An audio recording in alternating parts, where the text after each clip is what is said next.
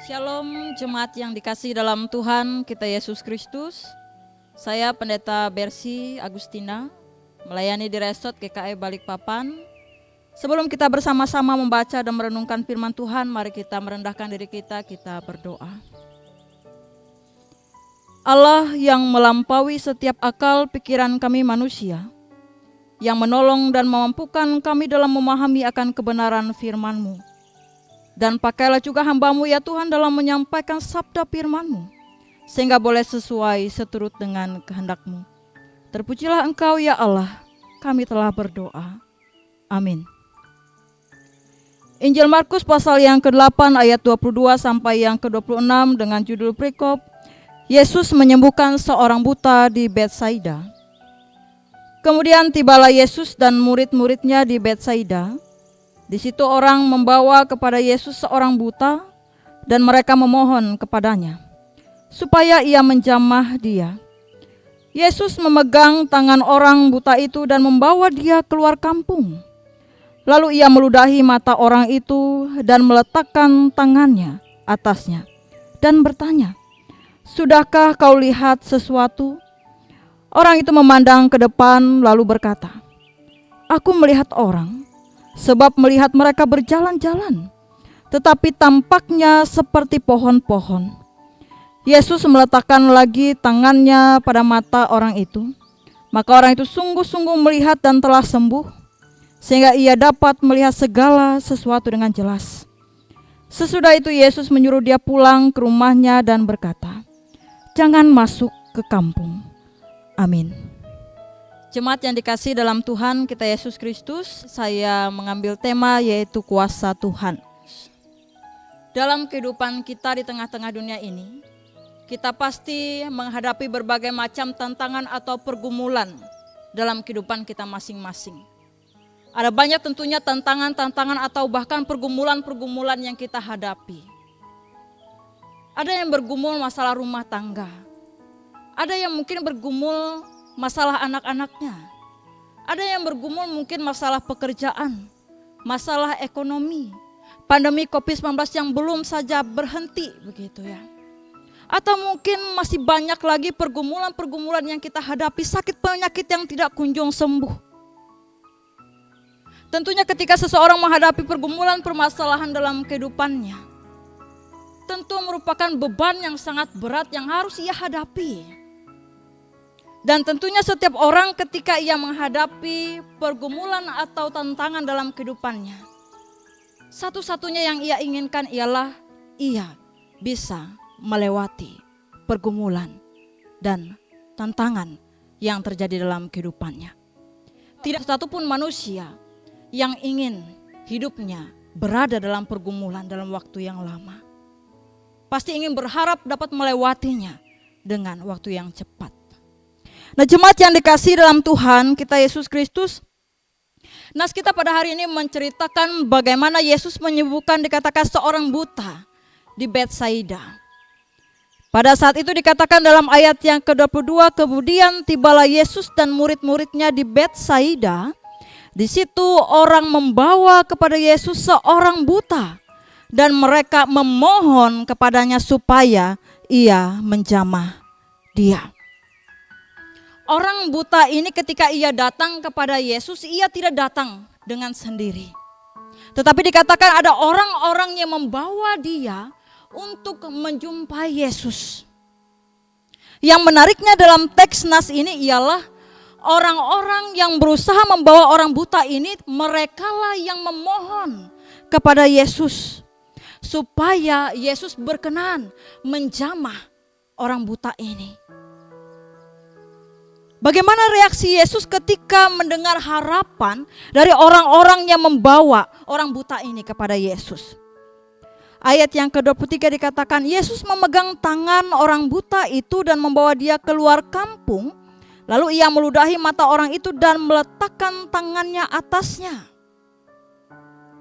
Jemaat Tuhan, ketika Yesus mendengar apa yang disampaikan oleh orang-orang yang pada saat itu membawa orang buta kepada Yesus, ia memegang tangan orang buta dan membawa dia keluar dari kampung itu.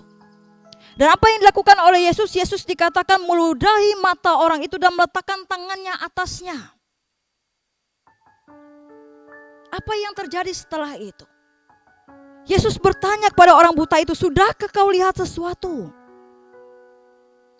Orang buta itu, ia memandang dikatakan ke depan lalu berkata, "Aku melihat orang sebab melihat mereka berjalan-jalan tetapi tampaknya seperti pohon-pohon."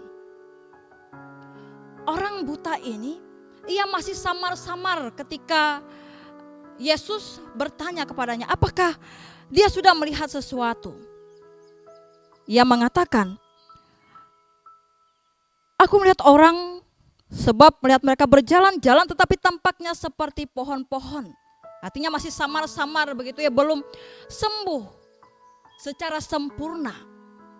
Kemudian apa yang dilakukan oleh Yesus? Ayat yang ke-25 dikatakan, Yesus meletakkan lagi tangannya pada mata orang itu, maka orang itu sungguh-sungguh melihat dan telah sembuh, sehingga ia dapat melihat segala sesuatu dengan jelas. Yang kedua yang Yesus lakukan kepada orang buta ialah meletakkan tangannya pada orang buta itu, sehingga apa yang terjadi? Ia benar-benar dapat melihat segala sesuatu yang ada di depannya, segala sesuatu yang ada di sekitarnya. Ia benar-benar pulih, ia benar-benar sembuh secara sempurna. Ia bisa melihat sebagaimana orang-orang di sekitarnya. Jemaat yang dikasihi dalam Tuhan kita Yesus Kristus, penyembuhan yang dilakukan oleh Yesus dalam teks ini merupakan satu-satunya yang diceritakan dalam kitab Markus ini. Dan yang menarik dari penyembuhan yang dilakukan oleh Yesus ini, penyembuhan yang dilakukan kepada orang buta ini tidak secara instan, tetapi bertahap. Ada prosesnya begitu ya. Tidak hanya sekali ia langsung melihat, tetapi 2 kali Yesus melakukan penyembuhan bagi orang buta ini. Apakah Yesus tidak berkuasa sehingga ia harus melakukan 2 kali sehingga orang buta ini benar-benar sembuh? Jawabannya tentu tidak. Yesus tetaplah Allah yang sama, yang berkuasa, yang tidak pernah berubah kuasanya. Tetapi begitulah cara Yesus melakukan segala sesuatu hal yang menarik di dalam kehidupan manusia. Selanjutnya, ketika Yesus telah menyembuhkan orang buta itu, apa yang terjadi? Yesus memerintahkan orang buta itu supaya dia pulang ke rumahnya dan berkata, ada tanda kutip di sini, jangan masuk ke kampung. Jangan masuk di kampung maksudnya berbicara tentang Betsaida. Mengapa Yesus memerintahkan orang yang telah sembuh ini supaya jangan masuk ke kampung? Kalau kita melihat dalam Matius pasal 11 ayat 21 sampai ayat yang ke-24, Betsaida merupakan salah satu tempat yang banyak dilakukan mujizat oleh Yesus. Tetapi apa yang terjadi? Orang-orang di Betsaida meskipun mereka menerima banyak mujizat yang dilakukan oleh Yesus, mereka mengeraskan hati mereka. Mereka menolak Yesus, mereka tidak mau bertobat. Oleh sebab itu Yesus katakan jangan masuk ke kampung, artinya jangan lagi dia terikat pada budaya orang Betsaida yang keras hati mereka, yang tidak mau bertobat, yang tidak mau berubah.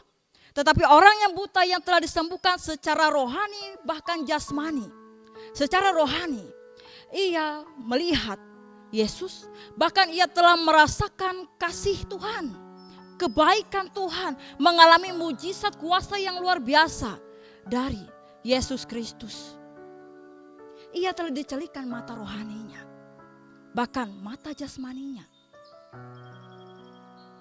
Sehingga Yesus katakan bahwa ketika dia telah diubah kehidupannya, ia telah disembuhkan, dicelikan mata rohani dan jasmaninya, maka ia harus hidup baru di dalam Tuhan. Jangan sampai hidupnya jatuh dalam dosa, bahkan terpengaruh seperti orang-orang yang ada di Betsaida. Tetapi ia harus menunjukkan bagaimana hidup yang telah bertemu dengan Tuhan, yang telah mengalami karya Tuhan, mujizat-mujizat yang terjadi dalam hidupnya. Jemaat yang dikasihi dalam Tuhan kita Yesus Kristus, yang dapat kita renungkan dalam kehidupan kita. Yang pertama adalah mujizat menyembuhkan orang di Betsaida ini ingin menunjukkan bagaimana Tuhan Yesus menanggapi dengan penuh kasih akan kebutuhan yang jelas dibutuhkan oleh orang buta ini, yaitu ia dapat melihat. Mungkin saat ini kita sudah datang kepada Tuhan Yesus dengan segala kebutuhan kita, dengan segala pergumulan-pergumulan yang kita hadapi. Mungkin apa yang kita harapkan kepada Tuhan, kita mungkin menerimanya secara langsung.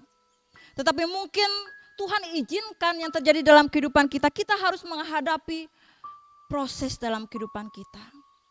Sebagaimana orang buta, tidak hanya sekali langsung ia dapat melihat, tetapi 2 kali. Ada proses, ada tahapnya, tidak secara instan. Begitu pula dalam kehidupan kita, mungkin Tuhan izinkan dalam kehidupan kita ketika kita harus menghadapi berbagai macam pergumulan, persoalan. Kita sudah datang kepada Tuhan tetapi kita belum menerima itu semua. Jangan kita berkecil hati. Jangan kita hanya ingin segala sesuatu itu instan. Tetapi mari kita melihat cara Tuhan dalam kehidupan kita. Dalam pergumulan kita mungkin Tuhan izinkan pergumulan itu terjadi dalam kehidupan kita. Tetapi percayalah Tuhan tidak akan pernah meninggalkan kita. Hidup kita itu butuh yang namanya proses. Tidak ada yang instan begitu. Hanya seringkali dalam kehidupan umat manusia, terkadang ingin segala sesuatu yang sifatnya instan. Tidak ada yang instan. Kalau saya ambil contoh kecil saja, misalnya kita mau memasak mie, dikatakan mie instan. Tetapi kalau kita ingin menikmati mie instan itu, kita harus juga memasaknya terlebih dahulu. Baru kita menikmatinya. Sama pula dalam kehidupan kita di tengah-tengah dunia ini tidak ada yang instan. Tetapi di tengah-tengah persoalan pergumulan dalam kehidupan kita, ketika Tuhan izinkan segala sesuatu boleh terjadi tahap demi tahap sehingga kita memperoleh apa yang kita inginkan. Tuhan juga mau kita bersabar.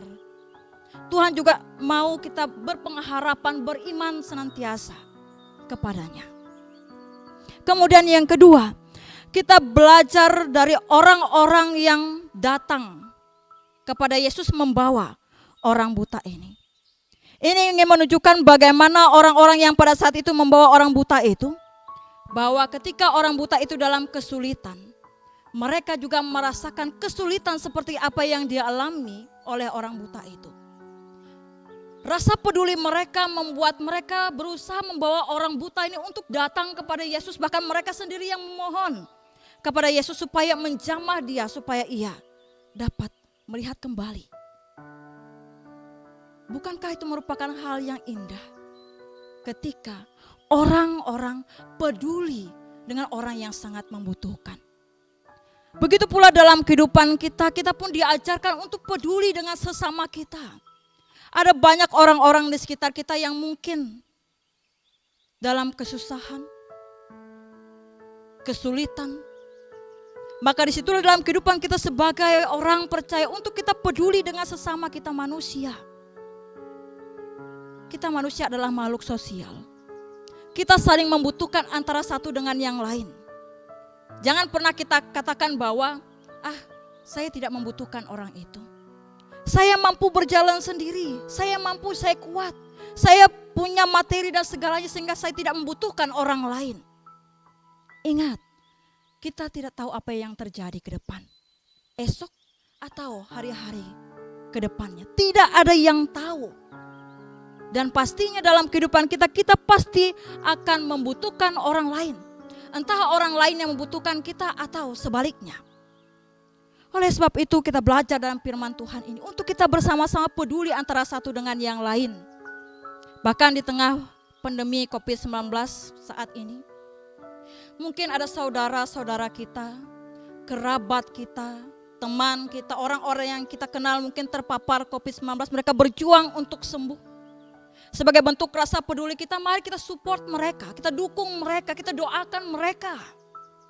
Mungkin ada saat ini orang-orang yang mengalami bencana, musibah dan sebagainya. Mari kita yang dilimpahkan materi dan sebagainya oleh Tuhan, mari kita mau berbagi, mari kita peduli antara satu dengan yang lain. Kemudian yang ketiga, sebagaimana yang diingatkan oleh Yesus kepada orang buta dalam ayat yang terakhir dalam tanda kutip, jangan masuk ke kampung. Seperti yang saya gambarkan tadi, ingin menceritakan bahwa dalam kehidupan kita sebagai umat manusia, kita sama seperti orang buta. Kita tentu banyak mengalami mujizat, kita pasti banyak mengalami kasih karunia yang boleh Tuhan berikan dalam kehidupan kita secara cuma-cuma. Oleh sebab itu, apa yang telah Tuhan berikan dalam kehidupan kita, kita harus respon dengan baik. Kita harus hidup di dalam Tuhan. Jangan kita hidup dalam keberdosaan kita, kehidupan perangai kita yang lama, tetapi kita hidup di dalam Tuhan. Karena kita telah banyak menerima kasih dan berkat Tuhan dalam kehidupan kita hari lepas hari. Amin. Mari kita merendahkan diri kita, kita berdoa. Bapa di dalam kerajaan sorga, kami berdoa ya Tuhan, bagi saudara-saudara kami, umat-umat-Mu ya Tuhan, yang dalam pergumulan permasalahan mereka saat ini. Mereka yang bergumul dalam masalah rumah tangga, pekerjaan, ekonomi, anak-anak, pendidikan, sakit penyakit yang tidak kunjung sembuh. Bahkan apapun menjadi pergumulan permasalahan mereka saat ini, kami memohon campur tangan Tuhan yang menyertai kehidupan mereka, menolong dan memampukan kehidupan mereka hari lepas hari. Sehingga ya Tuhan, mereka dapat melewati setiap pergumulan mereka di dalam pertolongan Tuhan.